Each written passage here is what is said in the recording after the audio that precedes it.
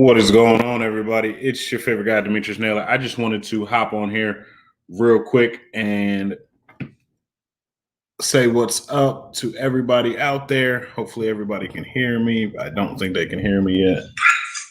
What is going on, everybody? It's your favorite guy, Demetrius Naylor. I just wanted to hop on here real quick and all right, cool. So we are good. Let me take the green screen off.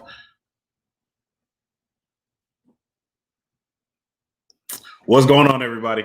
Hey, so special treat.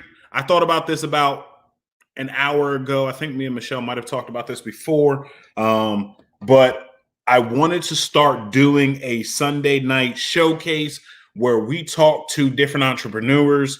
We talk to different people about their life through their entrepreneurial journey. We talk to great minds, people that are thinking about different things in life that just don't want to go with the status quo. I got a great example of it. He's the founder and CEO of KeepChasing clothing company. My best friend, my actual literal brother, but ultimately one of Philly's finest. He's been in business since October of 2014, and we're going to get into some real personal conversations down to the fact of even when myself told him that maybe, he should give up this and go do something else. There's a bunch of people that have told him numerous times that maybe this isn't the right avenue. Maybe this isn't the right thing. Maybe you should do something else. But what did that look like for him to stay on that path? What did that look like for him to stay on this journey that he calls entrepreneurship, that he answers to no one but himself? He, just in the last 24 to 48 hours over Juneteenth and Father's Day weekend, sold out of almost every one of his clothing lines that he has. What does that look like? What does that time take? What does that dedication take? So we're going to take a deep dive into that. If you'll join me tonight and welcome the founder, the CEO, Mr. Thad J. Fauntleroy himself. What's going on? What's happening, everybody? How y'all holding up out there? What's going on, bro? How you handling it? Man, listen, I can't call it. If I was any better, I'd be you, but I'm not. So I'm just doing what I can do. Real quick, before we get started, we just want to make sure that everybody is taking the time to share this out, because he's done it on his page. I've done it on my page. We've never had a collab where we do it together, where we've been able to talk, like this, where we go in depth into his journey or my journey. But tonight I want to focus on him. So if you could, everybody that's watching out there, I see we got a few people in here. We got Anthony Santangelo, my guy. My wife is in here. Michael Sharper, what's going on, sir? Cheryl Chris is in here. Rick Tamburino, what's going on, Marine? Janelle Hatfield Griego, what's going on? So if you could take the second, the time, the minute to share this out, let somebody else know that we are trying to impact lives one life at a time. And you never know, this might help you, this might help the next person. So what's going on, Thad? Tonight, I want to ask you a few questions. First, we'll start out with, what is KeepChasing? Well, you want the long or the compressed? Man, I'm here as long as you'll have me. All right. KeepChasing, first and foremost, is part of my lifestyle. It actually is my lifestyle in a nutshell. Everything that entails that is me, 150%. Born into crazy situations, crazy circumstances, as you know, firsthand. And once I got to college, first and foremost, you're not doing them a service. A lot of people don't know. You can tell them it's cool. We listen. All of my shows are real and raw. We don't sugarcoat nothing. We want them to know every little detail, because what you don't know is that what you're leaving out may help somebody else through their journey, because they think that whatever they've been through might be too tough. Whatever they going through might be too tough. So we don't want to sugarcoat. We don't want to tell the whole story, because what people are going to think is, man, he's just another dude that just went to college, made it, now successful businessman. Like, we don't want to sugarcoat that. Don't shortcut the process. Tell me the real and the raw. Well, first and foremost, I'm from West Philadelphia. You know what I mean? Born and raised, as cliche as that may sound. You know what I mean? As the hat, as you see, he has on the Eagles hat. Philadelphia to the core. Born back in the late '80s, early '90s, into dysfunction. What kind My of dysfunction? mom and dad on drugs, real bad. I was actually born. I'm actually living testimony of you being a crack baby don't mean that you can't make it out. I'm actually living proof of a crack baby. I am a crack baby. Yes, You know what I'm sir. saying? So I am the epitome of perseverance. I feel like born into a crazy situation where, of course, as kids, you don't ask to be here. You don't ask to be put in this situation, but it just happens. Um, Born into that. My siblings and I were separated through the foster care system. Growing up basically as the only child in my aunt's house, who was actually my father's biologically. Happy Father's Day.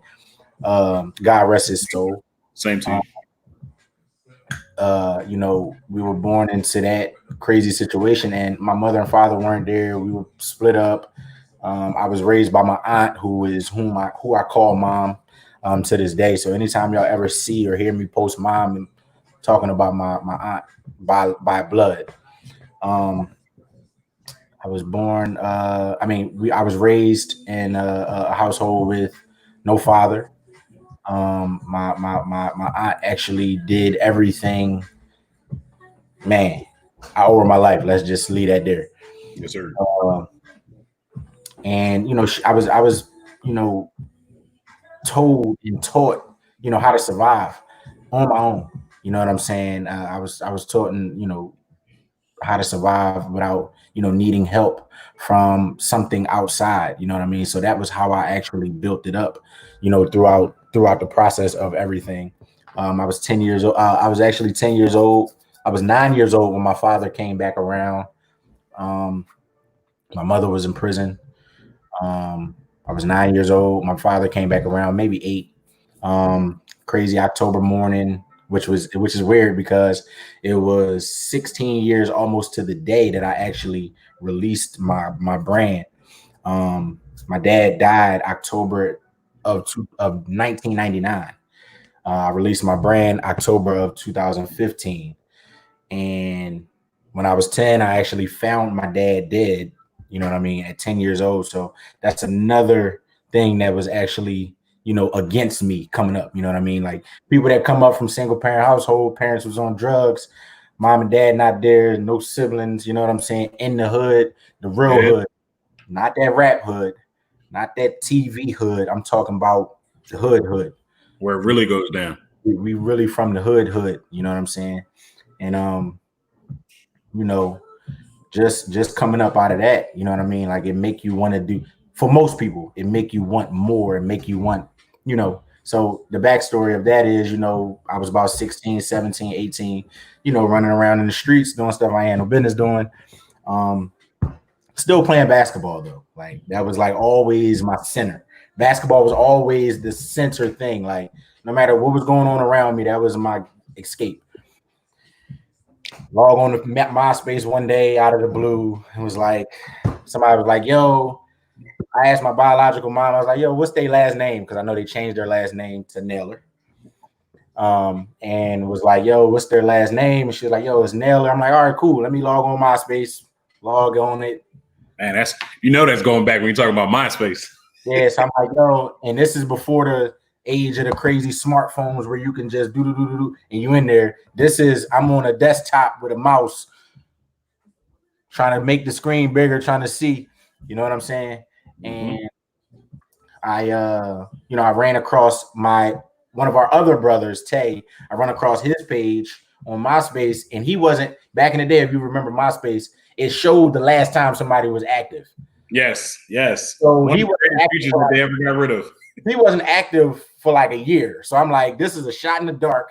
But back in the day, they used to have back in MySpace days, they used to have a top 8 or top 4 or top 16 or top 32. He had a top 8. I go through his top 8 and sending everybody a message. "Yo, do you know this dude? I think this is my brother." People hit me back like, "What are you talking about?" I've never seen you in my life. So I'm like, of course you haven't, because we got split up. But I reach out. Somebody on his top friends actually reached back and was like, yo, he was telling us this story about having siblings in Philly that whatever happened. Next thing you know, he called me. I leave my number like, yo, just tell him to call me. I just want to talk to him. I ain't talked to him in 16 years. You know what I'm saying? I'm just trying to talk to him. You know what I mean? Yeah.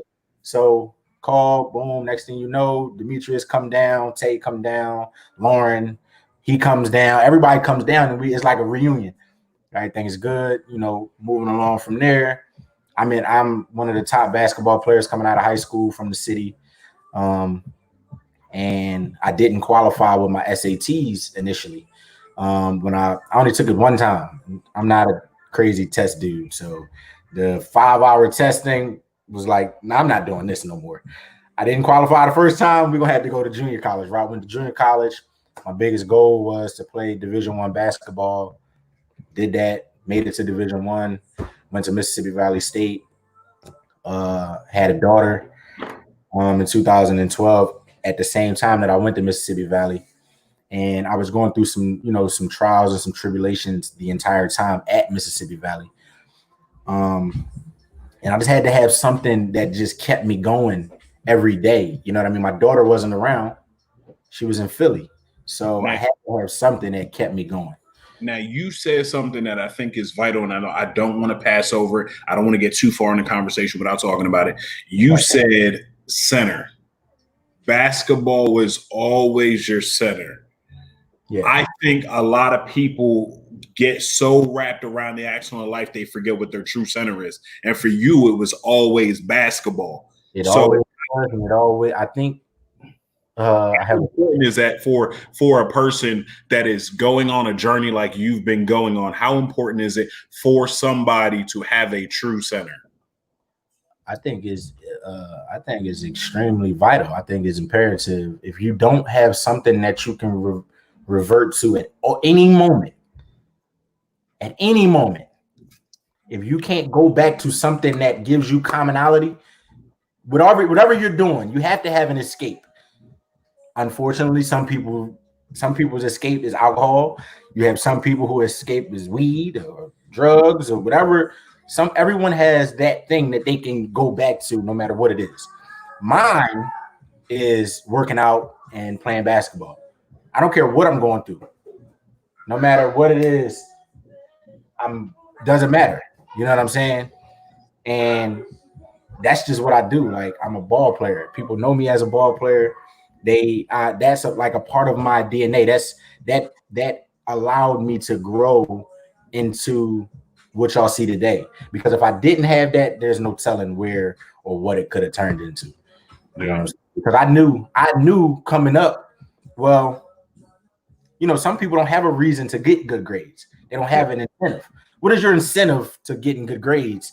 Well, mine was, if you don't have good grades, you can't play basketball in school. You know what I'm saying? So it was like, yo, you got to get good grades. Purpose driven. No matter what's going on. Yeah. You can be Pablo Escobar, but if you want to play basketball, you have to get good grades. Yes, sir. Yes, sir. So that's what my main focus was always. Well, I got to be in the books. Plus, Laura didn't play that anyway. You know, regardless of what was going on, you was going to school and you was going to get good grades. What else you did was on you, but you was going to go secondary. To school. That was all secondary. Good grades and going to school. That was like the primary focus.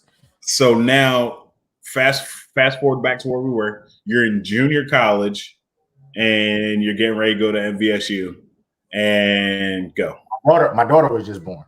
Okay, yeah, Kalani was just born. March 2012. My daughter was born. Biggest blessing ever.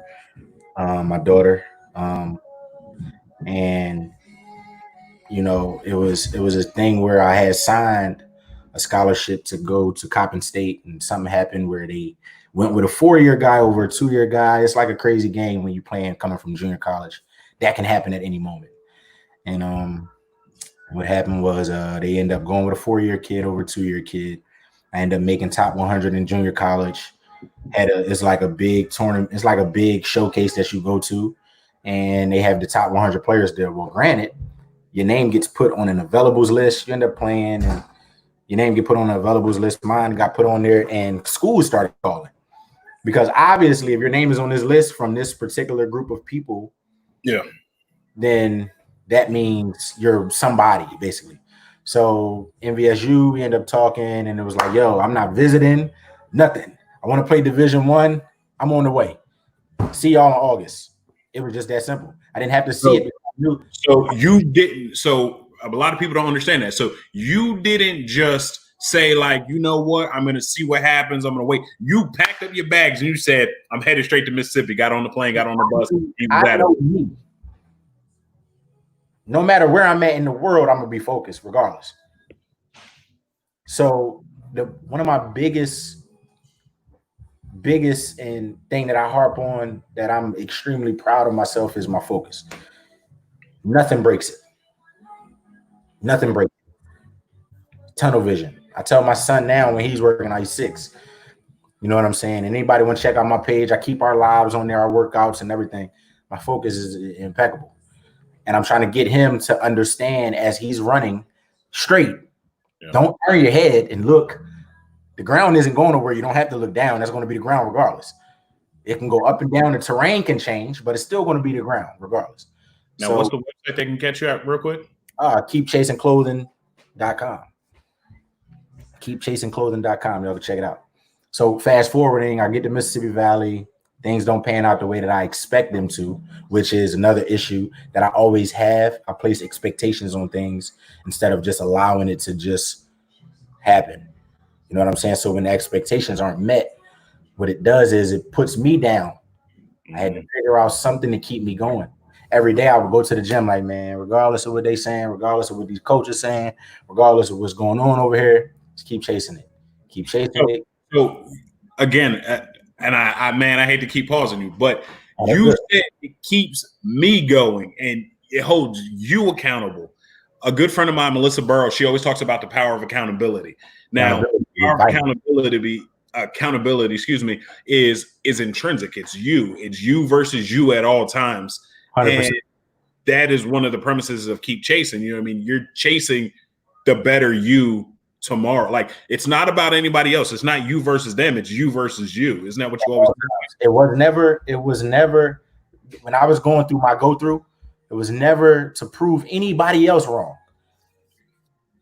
It was never to prove anybody else wrong. It was always to prove myself right.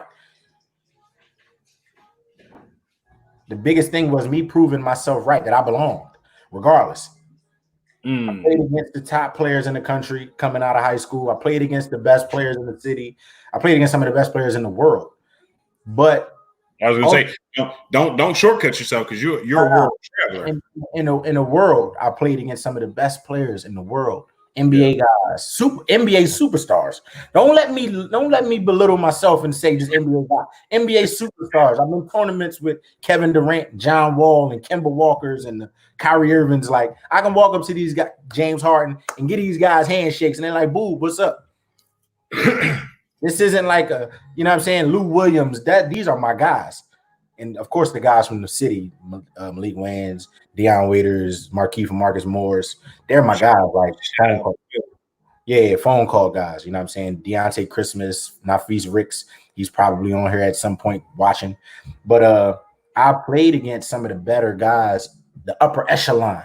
So I felt like I always had, being shorter, I'm only 5'10" on Tuesday. I'm only but so tall. Mm-hmm. So what I lack in stature, I had to pack in my heart. Yes, sir. To compete. You know what I'm saying? And what I try to get people to understand is the most important thing is you believing in you when nobody else does. Yes. I knew I belonged. And that was the only thing I had to prove to myself was that, yo, you wasn't crazy, yo. You know what I mean? Long as I know I wasn't crazy. Yeah. People on Norfolk Street, they don't think as far as we thought. No. They didn't think as far as I thought. You know what I'm saying? They didn't think I'm going to college thinking NBA. They're thinking going to college to get to the next semester. I wasn't in high school thinking about college. I wasn't in high school thinking about the next time I score 40 points. I was thinking about, how can I get to the top colleges? When I got in college, I wasn't thinking about how can I get to my next game. I'm thinking I'm preparing myself for NBA stuff. You know what I'm saying? I'm preparing myself for that level. So, once it transpired and once we got on that level, it was more so like, it's easy. We here now. Just a glass of water. You know what I mean? We're here now. We're here now, and they have to see us. Yeah. That was how I felt. Now, with the Keep Chasing, and we're gonna move a little bit forward. So now you're at MVSU. You've already done your associates. You've already done your bachelor's. What's your highest degree right now? Bachelor's with some credits towards my master's, but once my business took off, it was just like. Now, at what point did Keep Chasing the clothing brand, the clothing company come into play? Well, it's crazy. I was sitting on Instagram, I never forget, after graduating college. Basketball wasn't necessarily going in. Well, let me rewind a little bit. Okay. Before graduating college, December 2014, I signed to play with the Harlem Globetrotters. I don't know why I always leave that out. Like, that's not a big thing. I was going to say, I'm like, is he going to bring up the Harlem Globetrotters or not? I always leave that out. Like, that's not like a big deal. That's a big deal. Yeah, I played with the Harlem Globetrotters for a season before leaving that. But I went back to finish my degree. The money was phenomenal. Let me say that too. But going back, I go to, graduate. That's my mom's biggest thing. I seen you graduate elementary, middle, high, junior college. Let me see you get this 4-year degree.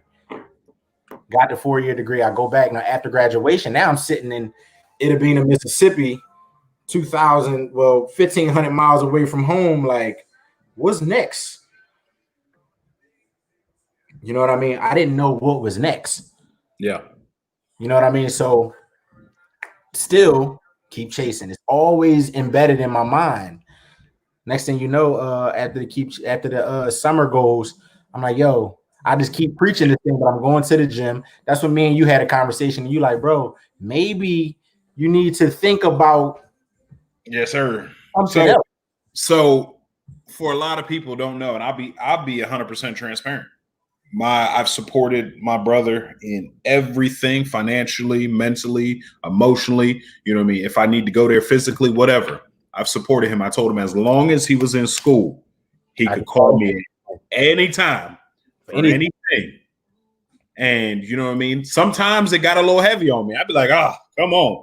But there came a point when he was going through the trials. He was going through the crushing and the pressing is what I always talk about. But he was going through those trials, and he was talking about going and playing for the Globetrotters. And he was talking about going overseas, and we send money for overseas, and then that didn't happen. And this fall through, that fall through. And I finally just was like, maybe you need I don't know, because I've been a working man for as long as I can remember. Like, once I got out of the Marine Corps, it was like off to the races. Like, I've chased and chased and chased and chased, but I'm just like, boob, I don't know, bro. Like, maybe it might be time for you to go get a real job. And I work on basketball on the side, but go get a real job, because I don't know what to tell you. Now, what I want to tell everybody is that happens. That's realistic. I have to be transparent. I have to own that. I have to live with that. I doubted 100%. The ability for my own flesh and blood to be like, you know what, you can make it. Even though I have that mindset in myself, like, even when I get knocked down, every time I've ever been knocked down, I have that bounce back mentality. Like me and my wife talked about the other day. I don't know how to be sad about a failure. I do not know how to be sad about a failure, but at the same time, I turned around, and this is why you got to be careful around the people that you have around you. Yep. That fill your mind. Exactly. That fill your mind with poison that will tell you not to keep going, not to keep chasing your dream. And we'll go straight into it. Like, that's how the vision was born. Like, I mean, that's where it was like, I just got to, bro, I don't know. And that's the conversation we had. And I was like, hey, listen, if that's what you're going to do, I'm going to support you 100%. I was like, but you need to. And I told him before we got off the phone, don't tell me now. You need to make the decision and live with it and go 100 miles an hour in that direction, whatever direction that is. Either going to go all in or you're not going to go in at all. And that was the conversation. And from that moment where I felt, because it wasn't just him, but it was like my mom, close friends, people were like, yo, like maybe you need to, 9 to 5 ain't bad, yo. You Like, got yo, it. a 9 to 5 ain't a bad thing, man. Like maybe you just maybe it won't sleep. Like it's we can laugh about it now, being it over 5 years ago, and we're so far removed from that. But it was like during the time, it's like, yo, everybody hating on me. I don't care. I'm gonna figure this out. Watch this. I'm gonna prove every. Now I'm in the mindset like, yo, I gotta prove everybody wrong. You know what I'm saying? Because not only everybody's hating on me, coaches, girlfriend at the time, ex-girlfriend, siblings, cousins, friends, like everybody is like, now my back against the wall. And that's probably one of the worst things you can do to me is put my back against the wall. Now, before you go, a lot of people don't realize that everybody that started with you is not going to finish with you at all. This race and this life that we call, this journey that we call life, especially in the entrepreneurial journey, you know what I mean? A lot of you do not imagine the hate, the discontent, the arguments, the drama, like he said, lost girlfriends, you know what I mean? Family members telling you crazy, you know what I mean? Like, not to cut you off, I don't think that it was with any malicious intent at all. No. I don't think that anybody purposely meant to hurt me or downplay what I was doing, but it's just like, yo, because, okay, go back a little bit. I didn't go right to college right out of high school. So I was a 2 years removed, 20-year-old freshman, basically. So when I graduated college 5 years later, I was 24, about to be 25 years old. Yeah. You know what I'm saying? So now you're looking at an almost 30-year-old man still operating as if I'm 21, fresh out of college, like the average kid would be. 21. Some people graduate at 17, some people graduate at 18. But now you're looking at a older guy, like, yo, like, what you gonna do, old head? You know what I'm saying? You got to make a decision, old head, because now we're all banking on you. Everybody's banking on you. You know what I mean? And with that, it just fueled like a rage in me. I started working harder. I started getting up earlier. I started studying harder. I started going to bed later because I was up just processing different things in my mind, living in this space alone. You know what I'm saying? Because, like, not only am I alone emotionally, mentally, but physically also. Like, I'm by myself, literally, in Itabena. Like, I'm from the hood, from Philly. You look outside, you see cars, you see people, you see this 24/7. I look outside in Itabena, Mississippi. It's cotton field. You know what I'm saying? You showed me the picture. Yeah, I'm looking outside. I'm like, yo, this is cotton out here, right outside my crib. You know what I'm saying? And it's like eviction notices. I've seen them being, yo, sheriff, sir, you got to make a decision. By the grace of God, I played for the school that was in the town. It was the only thing there. And they like, yo, that's Booby, man. We got to give him a chance to get, because there's something going on and he ain't paid. He ain't just not paid. You know what I'm saying? So when I explained my situation, like, yo, man, I'm trying to figure things out. All right, man, we're going to give you 3 months. Yeah. Next thing you know, I come together with this plan. Homecoming roll around. Homecoming is at the end of October, usually. And I hit the ground running, man. Keep chasing, man. But Keep Chasing is not just a brand, though. You know what I'm saying? It's not just a brand. I don't want people to think that it's just a brand. You know what I'm saying? I'm not just pushing a brand. I'm trying to embed in your mind a lifestyle. Yes. Everybody is chasing something. Yes. Kids in school chasing grades, degrees. People at work are chasing their next check. Car salesmen, formerly like yourself, you're chasing your next sale. You know what I'm saying? Entrepreneurs are chasing their next business, their next coin. How can I get a ball player's chasing getting better each and every single day? If you apply Keep Chasing to your daily life, it makes sense. Yes. I'm on an interview with somebody 2 weeks ago. You know what I'm saying? Not an interview, but I'm on a Zoom call with somebody about 2 weeks ago. And we're talking. And before this is a millionaire that I know. before he hangs up, like, yo, bro, you gotta keep chasing. Like, it just happened. He said, yo, that's crazy how that applies to everything. I'm sitting down a week ago with Tank, the singer. International recording artist. Yeah. Sitting down with Tank. And I'm telling him about my business net to the third. He like, bro, I love that, bro. I really love that, bro. I'm gonna post it on your page. I didn't tell him to. He posted it on my page, posted it on his page. I get 7,000 views on my story, which is incredible. Next thing you know, he's getting up to go board his plane, and he like, bro, keep chasing, bro. It's there. I'm like, that's crazy to hear. Next thing you know, like, let's take a pic.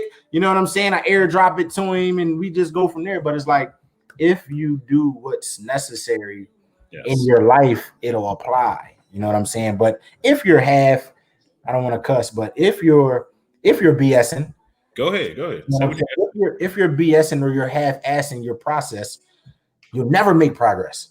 Never. Ever. And you know me, just like I know you, when you're dedicated and you're locked in on something, that's it. Yeah. One thing my son's mom always says, like, yo, when you got your mindset on something, that's just that. That's it.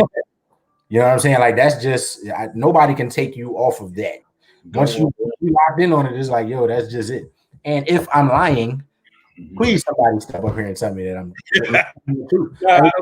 On this thing was 100% truth. I'm pretty sure you'd have been like, ho now. Yeah, no, I mean, I definitely call somebody out in the interview if I feel like they're going to a place that doesn't necessarily suit them. But the crazy thing for me is, you know what I mean, when I heard about it, but even like, let's back up.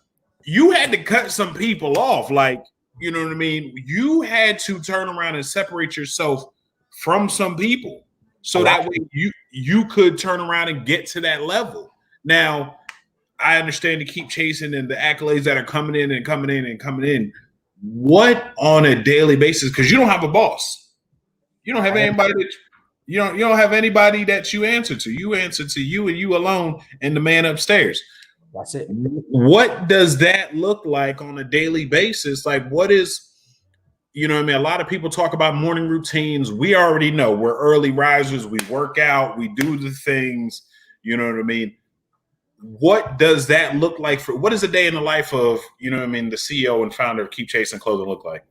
Well, first and foremost, I'm up before everybody in my house. Everybody know kids wake up early. I'm up before the kids every day. I get up because to move along a little bit, I own a manufacturing company. I'm pretty sure we're going to touch on that. But I own I'm part owner of a manufacturing company in the Middle East. And my manufacturers, my workers, they're actually 12 hours ahead. Well, 10 or 12 hours ahead. Let's say that. Yep. And in order for me to catch them at the brink of their day, that in the mix, putting stuff together, I have to get up 5 a.m, 6 a.m, and talk to them. That's the only way it's going to work. So if y'all missed what he said, half the world is up while you sleeping in the bed.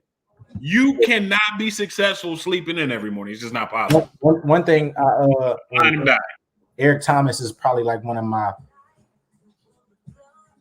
biggest, without him even knowing me, he's one of the biggest influences. He said, you may have to get up. You might be getting up at 8 and doing good. In order to be successful, you might have to get up at 6. I knew deep down, like, all right, what I'm doing is great. But if I want to be extraordinary, it's going to take sacrifice. If you have to miss on sleep, cool. If you have to miss on partying, okay. If you can't take this trip because a business trip is more important, that's fine. Yes, sir. Ultimately, I'm not trying to work at 40. I'm 30 now. I'll be 31 in 2 weeks. I'm not trying to work at, not trying to do nothing at 40. You know what I'm saying? 10 years from now, my kids will be in high school. You know what I'm saying? I'm not trying to do nothing but write checks and cash checks, see deposits. That's it. At 40. That's my plan. My plan early on was I just want to have the money to, if my kids don't, however, for whatever reason, they don't have the cash they don't get a scholarship or whatever have you. Dad, I want to go to college, but we can't afford financial aid. I was that guy. I had to fill out loans. I had to do this. I had to do that. I don't want them to have to do that. Yeah. Dad, I'm trying to go to college. It's $420,000 for the 4 years. Okay, cool. Here's a check. Keep your grade. Do you want it all now, or do you want it in installments? Do you want me to just pay it in semesters, or how you want me to do it? Yeah. For both of them, though. You know what I'm saying? Plus my other little one on the way. So not only do I go hard now, but I got another one on the way. Yes, sir. Congratulations. And so now I'm in overdrive. Yes. You know what I'm saying? So the day in the life is just me getting up earlier and me going to sleep later every day. Every single day I'm up 3, 4 in the morning. If you reach out, more than likely I'm going to call you. My manufacturers call me when they wake up. They're Muslim. You know what I'm saying? They get up, they pray, boom, they call me. Yo, they calling me until I answer. So I don't have a choice but to be up. Because business doesn't move forward without talking to me. Yeah. We can't start anything unless you talk to me. You understand what I'm saying? So I have to be on my P's and Q's every single day, all day, investing in yourself. Any entrepreneurs out there watching this, invest in yourself. Now, so I'm glad you said that, because I was going to segue. We got about 15, 20 minutes left. So, and for everybody that's on, you know what I mean? Whether you're on YouTube, I got people on YouTube, I got people on LinkedIn, and we got people on Facebook and like multiple different platforms. I apologize. Typically, I do a strict 30-minute interview, but what I did not want to do, and that's why I started the Sunday night showcases, I did not want to get trapped in and you guys to not understand that there's a big difference between somebody who, you know what I mean, talked a good game and somebody who threw it all out the window and said, you know what, I don't care how it happens. I'm jumping off the cliff. I'm going to build my parachute on the way down. There's a big difference, and that is the difference between an entrepreneur and somebody who has a side hustle. This man right here, this is not a side hustle. Do not, and we're not saying quit your day job at all. Build into it, like me. Like me and the wife, we're building into something, you know what I mean? Taking a page out of his book, but we're building into something, but we still, you know what I mean, still have the day job. So it's not for everybody to jump off the cliff, and that's not what we're saying. But what I wanted you to get was some real tangible information from somebody who actually said, you know what, I'm not going the 9-to-5 route. I refuse to answer to anybody, and I'm going to build my own path, and I'm going to provide for my family come hell or high water. So I wanted that to be clear. I apologize. We ran over a little bit today, but we're going to take this out to about 45 to 50 minutes. But from there, you were just touching on a crazy point. You know what I mean? In investing in yourself. So a lot of people think that, like me, like I've reached out to a couple of different people about brand. Like Michelle McClain, my co-host on The Journey on Wednesday nights at you can catch that at 8 p.m. Wednesday nights, right before Lions, Sharks, and Bulls. But my co-host, she's an entrepreneur too. Mm-hmm. I can't 100% call myself a full entrepreneur yet because I still am attached to a day job. Well, not right now. I'm not attached to anything right now, but I was still attached to a day job. And there's real serious conversation in my household right now about if we ever go back to work. If we ever go back to work, because my mind already works like these people's minds. My mind is already 100 miles an hour, 100 miles an hour, 100 miles an hour. You know what I mean? Thinking about this, thinking about that, and producing and doing that and doing this. How can I become better? Yeah, how can I become better while working out, while raising a family? You know what I mean? Doing all the things, but you know what I mean? Investing in yourself. You said investing in yourself. Tell these beginning entrepreneurs, these budding entrepreneurs, what does that look like for you? You will be broke. Oh, the hardest thing is. So it doesn't come easy and free? Nah. Let me explain. I'm gonna break a little story down about 2 minutes. I was in France from August to December. Now, how many different countries have you played in? 5. But I've been to because when you go to countries, you visit other countries that's bordering. Yes. So when I was in France, I visited Switzerland, Germany, Italy, Greece, Spain. I've been, man. Only place, it's crazy because the one place I haven't been is Africa, and I really want to go to Africa. I really, really want to go to Africa. I feel like I just have to. I have to go to Africa. Like, yeah, it's like I have to. It's like one of those things. Like, I don't even think it's bucket list. It's like, yo, I just have to check that off. Check it off. Part of life. But I've been to South America. I've been to Cuba. I've been to Peru. I've been to El Salvador. I've been to Haiti.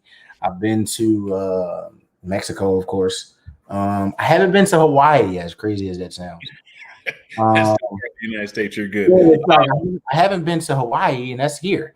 Yeah. You know what I mean? But short story. When I was in France recently, something happened out there where my money was basically cut into a portion of my money.